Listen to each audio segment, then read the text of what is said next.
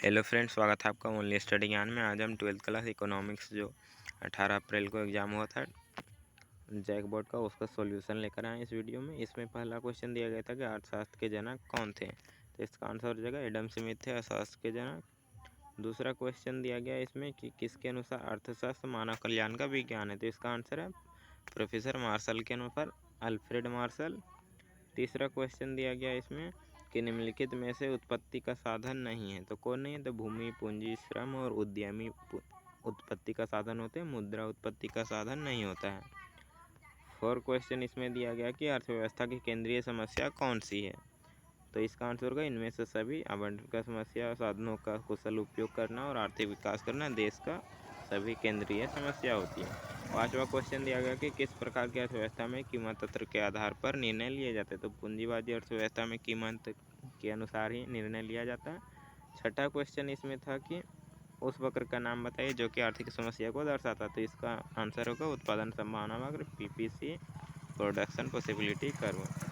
सातवां क्वेश्चन है कि गॉसेन का प्रथम नियम कौन सा है, तो इसका आंसर है सीमांत उपयोगिता ह्रास नियम प्रथम नियम है, और समसीमांत उपयोगिता का नियम जो है यह द्वितीय नियम है गॉसेन का। अगला क्वेश्चन है 8 नंबर की जब कुल उपयोगिता अधिकतम होती है तो सीमांत उपयोगिता क्या होता है, तो इसका आंसर होगा 0 होता है। 9वां क्वेश्चन है कि कीमत या फिर बजट रेखा की ढाल क्या होती है, तो इसका आंसर होगा प्लस में चिन्ह में होता है PX डिवाइड बाई PY। अगला क्वेश्चन देखिए 10 नंबर, तो है उपयोगिता का क्रमवाचक सिद्धांत किसने दिया, तो हिक्स और एलेन के द्वारा दिया गया था, और गणनावाचक सिद्धांत जो है वह मार्शल के द्वारा दिया गया था।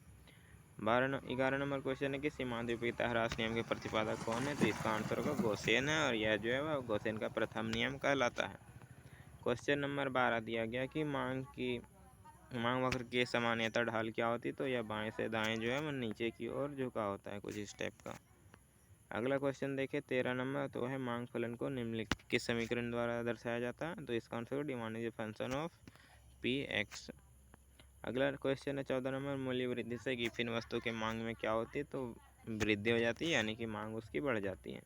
अगला क्वेश्चन था 15 नंबर की मांग में कमी के क्या कारण हो सकते हैं, तो आय में कमी, क्रेता की संख्या में कमी, और फिर उपभोक्ता की रुचि में, तो इसका आंसर होगा इनमें से सभी।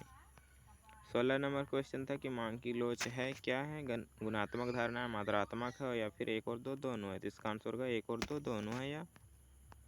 17 नंबर क्वेश्चन देखे, तो है विलासिता की वस्तु की मांग होती है तो कैसी होती है, तो अत्यधिक लोचदार हो जाती है उसकी मांग। 18 नंबर क्वेश्चन, आवश्यक वस्तु की मांग की लोच क्या होती है, तो आवश्यक वस्तु की मांग जो है वह शून्य होती है, जैसे कि नमक मान ले, तो यह आवश्यक वस्तु इसकी कीमत बढ़ जाए या घट जाए लेकिन इसकी मांग उतना ही रहती है। क्वेश्चन नंबर 19 है कि उत्पादन फलन को व्यक्त किया जाता है, तो इसका किस द्वारा व्यक्त किया जाता है, तो उत्पादन फलन को जो है demand QX is function of ABCD, जहाँ पे उत्पादन के साधन होंगे लैंड, लेबर, कैपिटल, पूंजी जो वगैरह होते हैं। 20 नंबर क्वेश्चन है कि निम्नलिखित में से उत्पत्ति के साधन कौन नहीं है, तो इसका आंसर होगा मुद्रा जो उत्पत्ति का साधन नहीं है। 21 नंबर क्वेश्चन है परिवर्तनशील अनुपात का नियम संबंधित है, तो यह अल्पकाल से संबंधित है। अगला क्वेश्चन देखें 22 नंबर, तो है उत्पादन में वृद्धि के साथ साथ कुल लागत एवं कुल स्थिर लागत में अंतर क्या होता है, तो इसका आंसर होगा बढ़ता जाता है। इसको अगर ग्राफ के द्वारा समझे तो यह जो हमारा यहाँ पे दिया गया देख सकते हैं आप लोग, यह TFC है जो कि स्थिर रहता है, और यह जो है TC है जो कि चेंज होते रहता है, ऊपर के बढ़ते और बढ़ता हुआ रहता है। तो इसे देखें तो ये बीच में जो अंतर है वह हमेशा इसका बढ़ते जाता है, यानी कि और ऊपर जाएगा या सीधा रहेगा तो और इसका अंतर बढ़ता जाता है। अगला क्वेश्चन देखें 23 नंबर, तो इसमें था निम्न में से कौन सी सही है, तो इसका आंसर होगा TBC is equal to TC minus TFC होता है, क्योंकि TC इज इक्वल टू जो होता है वह होता है TBC प्लस होता है TFC, यानी कि TBC और TFC का योगफल होता है। क्वेश्चन नंबर 24 देखें, तो उत्पादन की 5 इकाई औसत स्थिर लागत है, और उत्पादन की 5 इकाई उत्पादन हो रहा है इसमें औसत स्थिर लागत 20 रुपये है, और 5 इकाई उत्पादन में जो है औसत परिवर्तनशील लागत या परिवर्ती लागत 40 है, तो 5 इकाई में औसत लागत कितना होगा, तो AC इज इक्वल टू होता है AFC प्लस ABC, तो दोनों को जोड़ देना है, तो यह हो जाएगा 20 और 40 60 रुपये। क्वेश्चन नंबर 25 को देखें, तो है फर्म का लाभ निम्नलिखित में से किस शर्त को पूरा करने पर अधिकतम होता है? तो M R equal to M C, और एम आर वक्र एम सी को नीचे से काट एम सी वक्र जो है एम आर को नीचे से काटता है, तो इसका आंसर हो जाएगा 1 और 2 दोनों।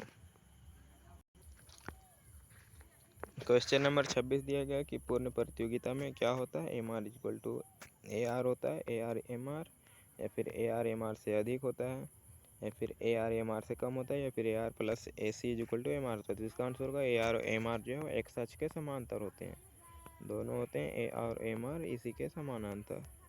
अगला क्वेश्चन देखें 27 नंबर। तो यहाँ पे दिया गया किस बाजार में ए आर वक्र जो है वह एक्स अक्ष के समांतर होता है। तो इसका आंसर होगा पूर्ण प्रतियोगिता में, जो कि अभी इस तरह था, ए आर होता है। अगला क्वेश्चन 28 नंबर देखें तो है फर्म की अंतिम संतुलन दशा क्या है? तो द्वितीय संतुलन दशा जो था वह एम सी वक्र जो है एम आर को नीचे से काटते हुए जाता है ऊपर की ओर। अगला क्वेश्चन देखें 29 नंबर। तो यह है कि वस्तु की पूर्ति के निर्धारक घटक कौन कौन से हैं? तो है वस्तु की कीमत, संबंधित वस्तु की कीमत, उत्पादन साधन की भी कीमत होती है, यानी कि उत्पादन साधनों की लागत कितनी होती है। इसका आंसर होगा इनमें से सभी। अगला क्वेश्चन था 32 नंबर की पूर्ति अपनी मांग स्वयं उत्पन्न करती है, या किसका कथन है? तो यह जे.बी. से का बाजार नियम में कहा गया था, यानी कि जे.बी. से का बाजार नियम में कहा गया, जो कि जे.बी. से के द्वारा ही कहा गया था। तो इसका आंसर होगा जे.बी. से का यह कथन है। क्वेश्चन नंबर देखें अगला 31। तो है E S is equal to 0, यानी कि इलास्टिसिटी ऑफ सप्लाई जो है 0 है। तो यह पूर्ति की लोच क्या होगी? तो यह पूर्णतः बेलोचदार लोच होगी पूर्ति के। क्वेश्चन नंबर 32 है कि पूर्ति की लोच की माप के सूत्र कौन सा है, ज्ञात करता है वह बताना। तो इसका होगा change in Q S divide by Q बट्टा change in P divide by P. अगला क्वेश्चन देखें 33 नंबर। तो है बाजार की क्या विशेषता होती है? तो बाजार की एक क्षेत्र होता है और क्रेता विक्रेता उपस्थित होते हैं और एक वस्तु की मूल्य होती है, और इनमें से सभी इसका आंसर हो जाता है। क्वेश्चन नंबर 34 देखें तो पूर्ण प्रतियोगिता में क्या जो है स्थिर रहता है? A R M R. तो इसका आंसर होगा दोनों स्थिर रह जाते हैं पूर्ण प्रतियोगिता में। अगला 35 नंबर है कौन पूर्ण प्रतियोगिता की विशेषता नहीं है? तो विज्ञापन और विक्रय लागतें पूर्ण प्रतियोगिता में नहीं दी जाती, या इसका आंसर होगा यह विशेषता उसकी नहीं है। अगला क्वेश्चन है 36 नंबर की श्रम की 2 इकाई लगाने पर कुल उत्पादन 22 है और 1 इकाई लगाने पर 10 होता है, तो सीमांत उत्पादन कितना होगा? तो 22 - 10 करने पर 12 आ जाएगा इसका आंसर। अगला क्वेश्चन है 37 नंबर की एक वित्त मंत्री जो है वैसी वस्तु पर जो है कर की दर में वृद्धि कर देता है जिसकी मांग कीमत लोच होता है, क्या होता है? तो 1 से कम होता है, उस पर वृद्धि कर देता है। 38 नंबर है मार्शल के अनुसार उपयोगिता की माप जो है वह इकाई में यूटिल में किया जाता है।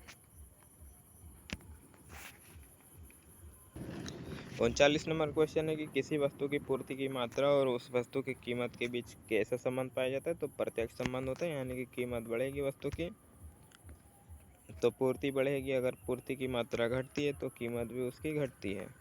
अगला 40 नंबर क्वेश्चन है लास्ट कि किसी वस्तु की मानवीय आवश्यकता को संतुष्ट करने की क्षमता क्या कहलाती है? तो इसे उपयोगिता कहा जाता है। वीडियो अच्छा लगा लाइक कमेंट, तो चैनल को सब्सक्राइब कर लिया और PDF चाहिए तो टेलीग्राम ग्रुप में जुड़ सकते हैं।